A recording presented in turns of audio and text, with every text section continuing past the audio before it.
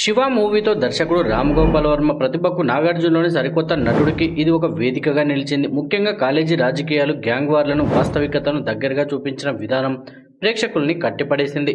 ఇందులో Shiva cycle chain వంటి సాధారణ వస్తువులను పోరాట సన్నివేశాలకు ఉపయోగించి వర్మ అప్పటి ఫార్ములా సినిమాల నుంచి బయటపడి కొత్త ట్రెండ్ సృష్టించాడు.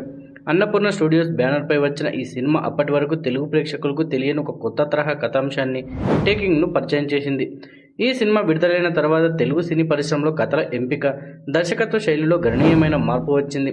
శివకు ముందు, శివ తర్వాత అనేంతగా ఈ సినిమా ప్రభావం చూపించింది. ఈ సినిమాలోని పాటలు ఇప్పటికీ సంగీత ప్రియులను అలరిస్తూనే ఉన్నాయి.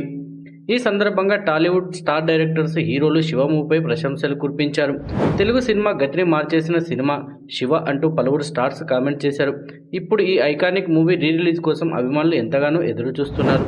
వీడియో నచ్చితే లైక్ చేయండి, షేర్ చేయండి, మన ఛానల్ సబ్స్క్రైబ్ చేసుకోండి. మరో ఇంట్రెస్టింగ్ వీడియోతో మళ్ళీ కలుద్దాం.